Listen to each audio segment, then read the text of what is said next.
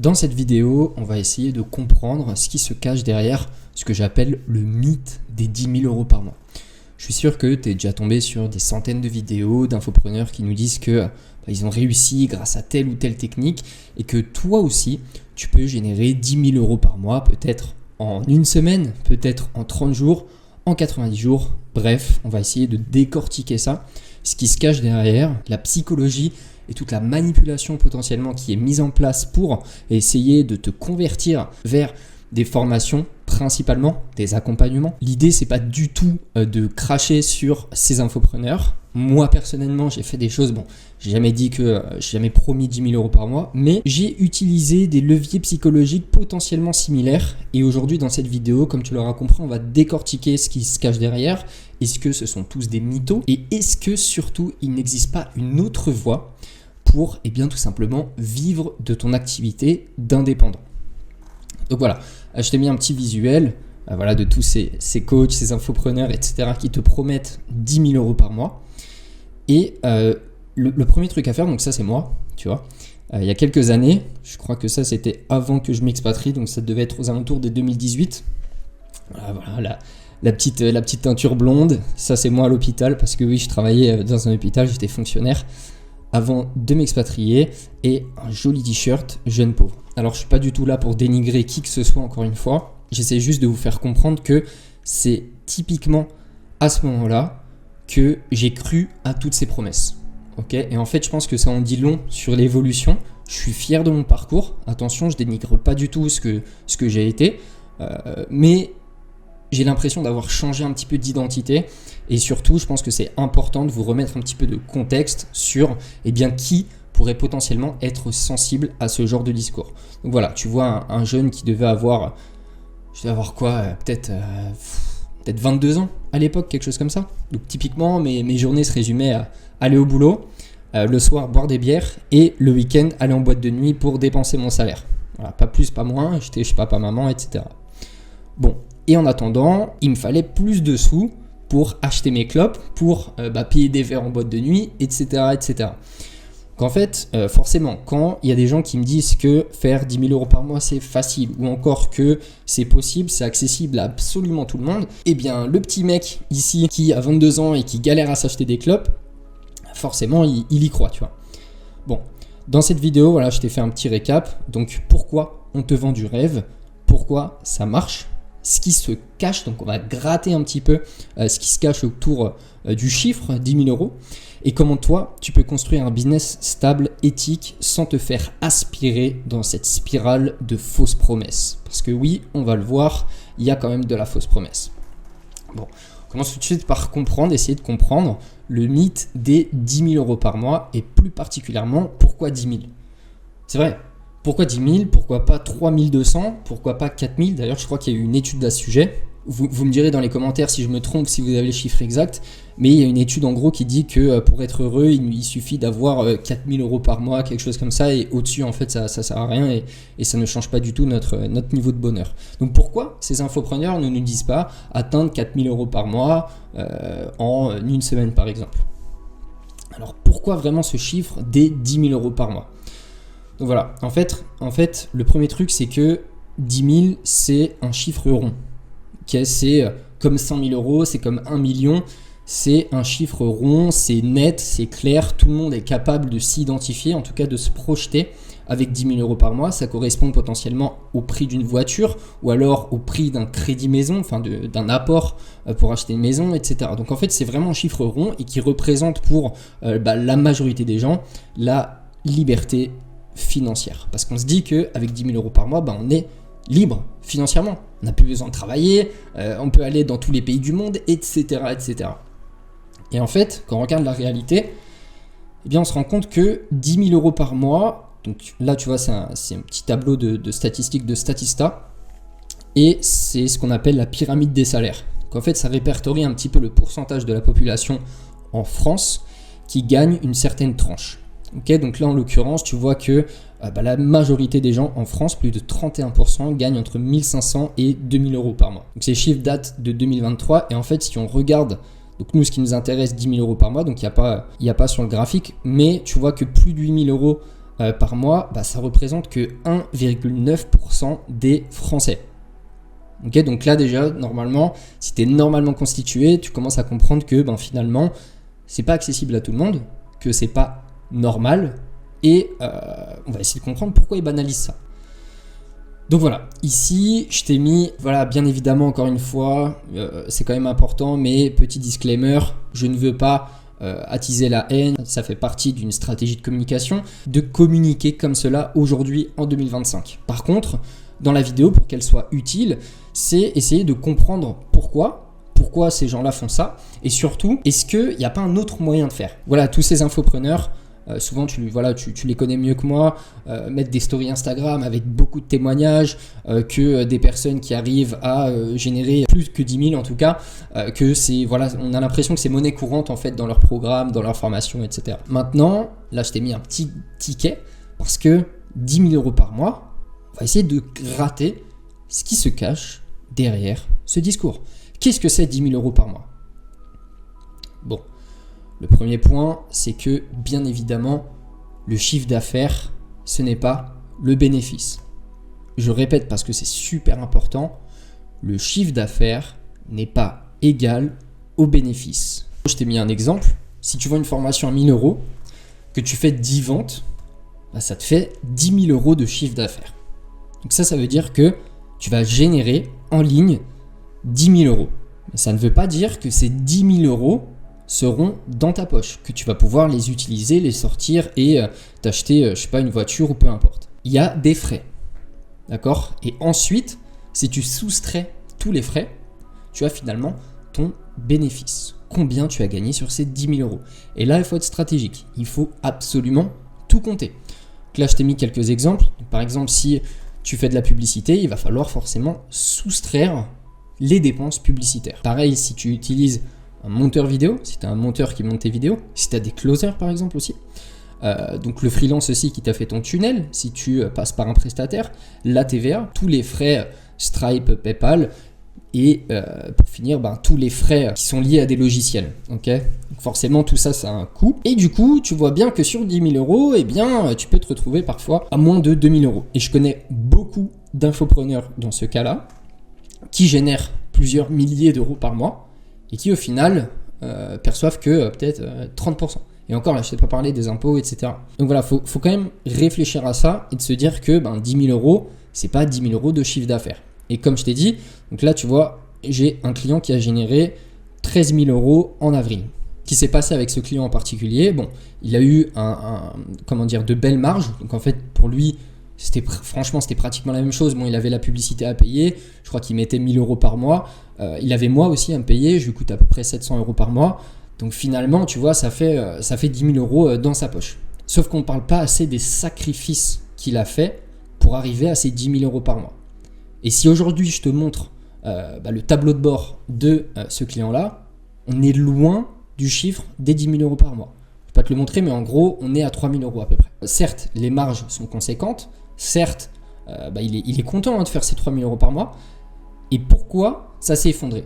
Tout simplement parce qu'il a décidé de moins investir en publicité parce que ça devenait ingérable pour lui. Il a fait des sacrifices, donc cet infopreneur en l'occurrence a une famille. Le business c'est bien, c'est toujours bien et sur cette chaîne on parle beaucoup d'argent, beaucoup de business de manière globale, mais il ne faut pas oublier qu'on est des êtres humains et qu'on a une vie sociale et que y a des gens qui ne sont pas axés sur le business 24 heures sur 24. Et pour cet infopreneur en l'occurrence, il a tout simplement fait un burn-out. Donc c'était une époque très compliquée, y compris pour moi, parce que moi c'était pas du tout ma volonté. Mais ce jour-là, j'ai compris qu'on est tous différents et surtout, ce que j'appelle l'écologie de l'énergie, c'est à prendre en compte. C'est même primordial, peut-être que c'est plus important que le business. Tu vois, donc voilà, pour te donner une ordre d'idée, moi c'est un domaine que je connais très bien, ces fameux 10 000 € par mois, en l'occurrence avec cet infopreneur, ça a été un cauchemar. Donc oui, il a généré de l'argent, oui, il a pu s'acheter des trucs, etc. Mais à quel prix ?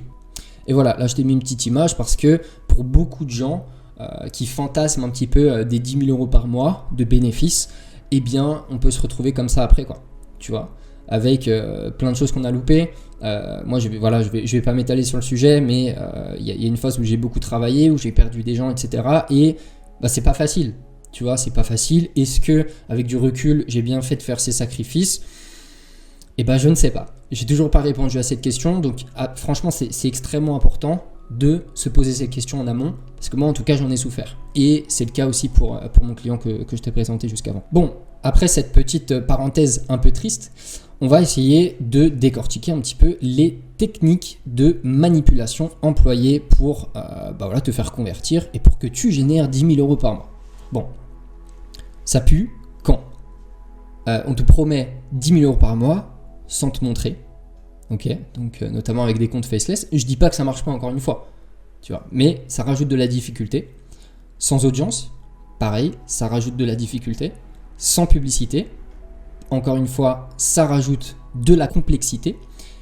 Et surtout, là on va rentrer un peu plus en profondeur, c'est sur le produit pas cher.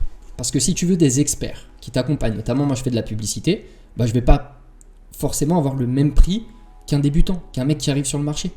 Pourquoi ? Parce que j'ai des années d'expérience sur le sujet, que finalement un client qui vient me voir, il ne paye pas pour le temps que je vais lui accorder, mais pour toutes les années d'expérience que j'ai eues, notamment au sein du groupe Meta. Toute cette expérience, donc le fait que j'ai fait beaucoup d'erreurs, que j'ai gaspillé du budget, que j'ai perdu, que voilà. En fait, toutes les erreurs que j'ai pu faire, aujourd'hui, elles se valorisent. Et forcément, ça a un coût. Ok ?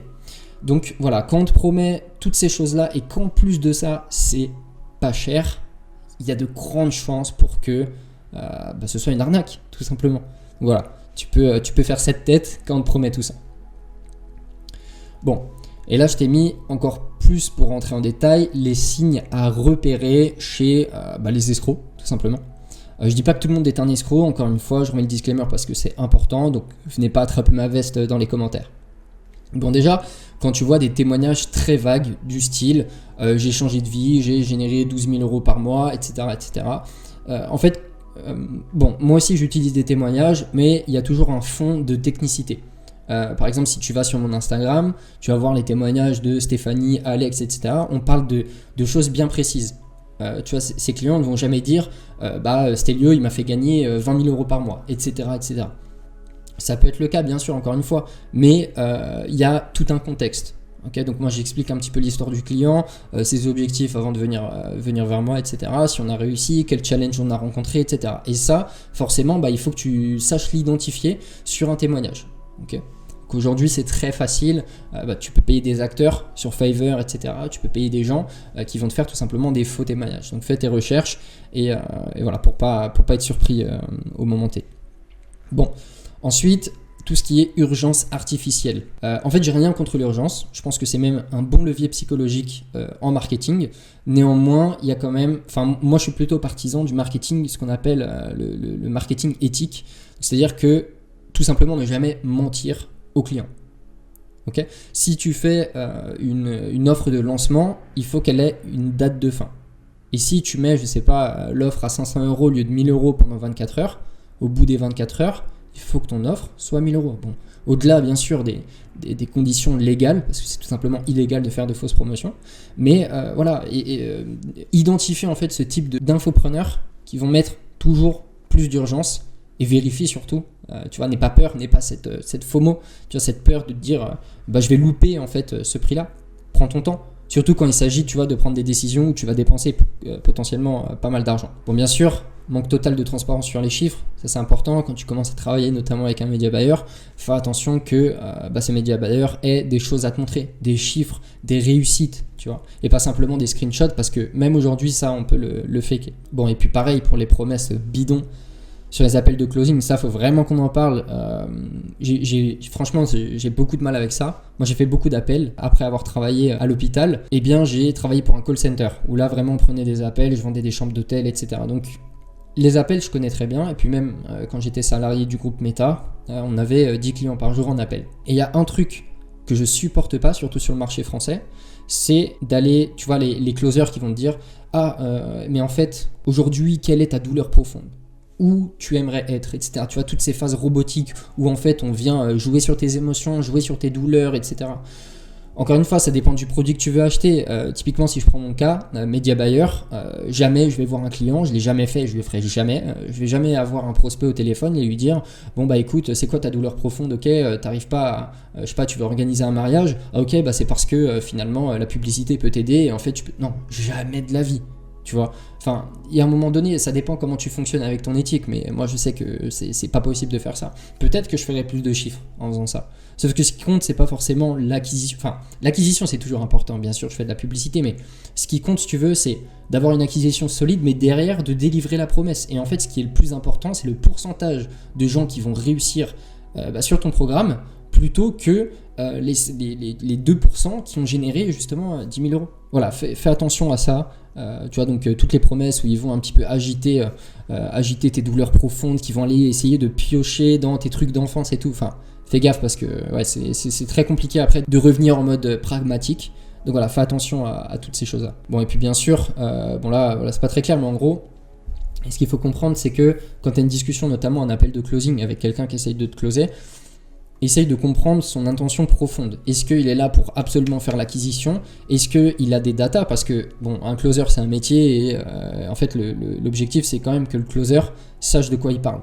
Donc qu'il est capable de te donner des chiffres sur le pourcentage de réussite, sur les garanties, etc., etc. Donc bien évidemment ça va de soi. Bon, et puis maintenant l'autre chemin. L'autre chemin, est-ce qu'on peut finalement réussir sans faire 10 000 euros par mois ou sans le promettre? Bon. Bien évidemment, il existe un autre chemin. C'est peut-être moins sexy, c'est peut-être moins marketeux, c'est peut-être moins dans les tendances, ça va peut-être mettre plus de temps, mais c'est plus stable.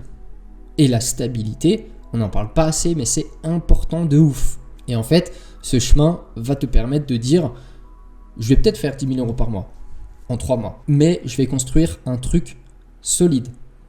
Un business qui me ressemble et en fonction de tes valeurs. Donc par exemple moi mes valeurs ça va être la liberté, l'alignement et la tranquillité. Donc moi j'ai choisi ces valeurs, à toi voilà ça dépend de ce que tu kiffes, mais si typiquement le fait de voir je sais pas 50% de tes clients ne pas y arriver n'est pas quelque chose qui vient te bousiller ton intérieur, eh bien te prends pas la tête avec ma vidéo grosso modo. Mais voilà, si tu es un peu dans les mêmes valeurs, dans la même éthique que moi, eh bien tu dois comprendre que tu n'es pas obligé de faire ça. Okay, tu peux faire des promesses revues à la baisse, tu peux aller à contre-courant. Il y a beaucoup d'exemples dans l'infoprenariat français d'infopreneurs qui arrivent sans faire des promesses mirobolantes. Et en général, ces personnes-là sont là depuis longtemps. Tu vois, et toutes ces personnes-là qui disent 10 000 euros, 10 000 euros, 10 000 euros, on verra. L'avenir nous le dira. Et on verra si elles vont rester sur le long terme. Mais si c'est pas juste un coup que tu veux faire et un truc solide qui répond à tes valeurs, eh bien, y a un autre chemin. Moi, je le vois non seulement sur moi, mais je le vois aussi avec mes clients. Alors, la concession derrière, c'est que bien sûr que tu n'iras pas aussi vite que le mec qui promet des milliards en quelques heures, tu vois. Mais c'est possible. Et ça va te demander potentiellement plus de résistance à la douleur, plus de patience, et une sacrée faculté à revenir en arrière, à prendre du recul finalement sur ton business et sur ce que tu es en train de faire. Donc voilà, je te donne un petit peu, moi quand j'ai commencé, quand je suis sorti de chez Meta, la première offre que j'ai voulu lancer, c'était une offre de consulting où j'accompagnais tout type de clients, tout type de vertical dans leur publicité Meta, où je faisais payer des 50 euros l'appel d'une heure, sachant qu'il n'y a aucun client avec qui on a juste fait une heure et je suis parti. Okay, donc c'était souvent 1h30, 2 heures, des fois 3 heures. Mais en fait, je me suis formé. J'ai testé et j'ai fait des centaines d'erreurs. J'explique souvent sur ma chaîne, donc n'hésite pas à aller checker.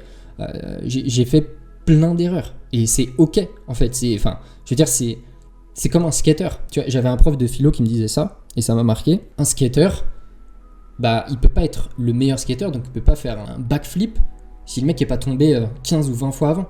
Ça n'existe pas les skateurs professionnels qui ne sont jamais tombés. Et en général, les meilleurs skateurs professionnels, c'est qu'ils sont tombés plein de fois. Et après, dans leur cerveau, ils savent que s'ils mettent plus le pied derrière, en fait, ça va les faire tomber, etc., etc. Tu vois où je veux en venir. Donc en gros, oui, c'est normal. L'échec est normal.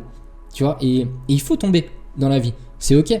Tu dois tomber pour te relever. Sinon, tu es juste debout et bon, tu sais où ça mène, quoi. Donc maintenant, forcément, ce qui se passe, c'est que mes clients perçoivent la valeur que je leur fournis, non pas encore une fois par le temps que j'y passe, mais par l'expérience, les décisions que je vais prendre sur eux avec leur publicité méta. Et surtout, je dors bien la nuit. Je suis tranquille.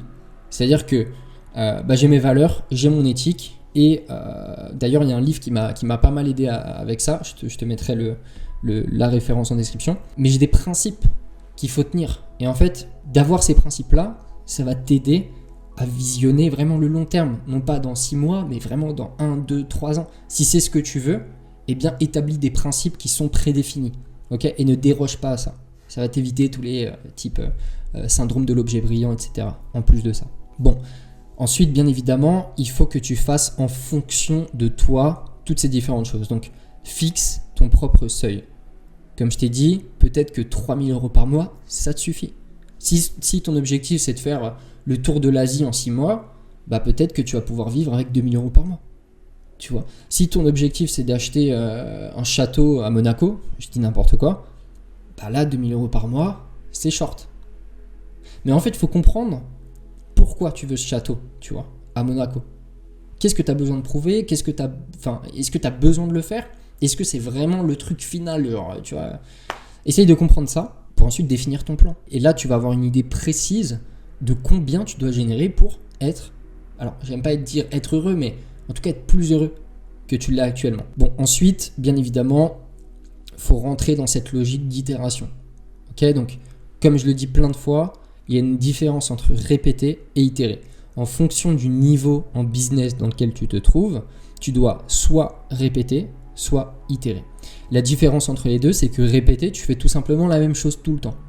Itérer, tu testes, mais tu ajustes. En fonction de ton niveau, essaye de comprendre où tu en es. Donc si tu as quelques résultats, typiquement tu génères déjà, 1 500 € par mois avec ton business, et bien là, tu vois, tu as quelque chose qui mord. Il faut juste itérer pour aller chercher de plus gros résultats. Mais si par contre tu débutes, que tu as eu un client par chance, tu sais pas ce qui fonctionne, tu dois juste répéter toujours la même chose jusqu'à ce qu'il y ait un petit truc qui morde et que tu puisses avoir le recul nécessaire de te dire ok, faut que je teste autre chose ou faut que je continue là-dessus, etc. Ok. Bon, bien évidemment, entoure-toi de gens qui disent la vérité. Je suis désolé, ça fait un peu mindset gourou, mais c'est vrai. Enfin, moi je trouve que c'est vrai. C'est entoure-toi de 5 personnes. La citation exacte, c'est t'es la moyenne des 5 personnes que tu côtoies. Alors oui, forcément, tu vois, si tu demandes l'avis à... moi, ça a été mon cas au début, donc c'est pour ça que je te partage tout ça. Si tu demandes l'avis à ton pote qui n'a pas du tout la même ambition, qui n'a pas du tout la même vie que toi, etc., son avis sera biaisé, tu vois. Si c'est ton pote d'enfance et tout, et ça ne veut pas dire que, tu vois, je crache dessus. Au contraire, j'ai besoin de ces gens-là. Par contre, dans mon entourage quotidien, il faut que j'ai des gens qui puissent comprendre ce que je fais et surtout qui m'élèvent, tu vois, en tant qu'être humain aussi. Donc ouais, entoure-toi bien. Ça semble bête et logique, mais c'est important. Et puis encore une fois, crée un système et pas un coup d'éclat. Encore une fois, où tu veux aller va définir la trajectoire à suivre. Donc encore une fois, si tu veux faire un petit coup par-ci par-là, prendre ton million et te barrer, cette vidéo elle sert à rien, tu vois. Et c'est peut-être tout l'inverse que tu dois faire. Par contre, si tu veux quelque chose de solide, avoir quand même une certaine sécurité dans le business et tout particulièrement dans l'infoprenariat, bien, je pense que cette vidéo t'a plu. Je pense que tu as eu plein de valeur. Merci beaucoup d'être resté sur cette vidéo. J'en profite, je fais ma petite pub, mais si tu es coach, infopreneur, thérapeute, tu peux cliquer sur le lien en description pour prendre un rendez-vous directement avec moi.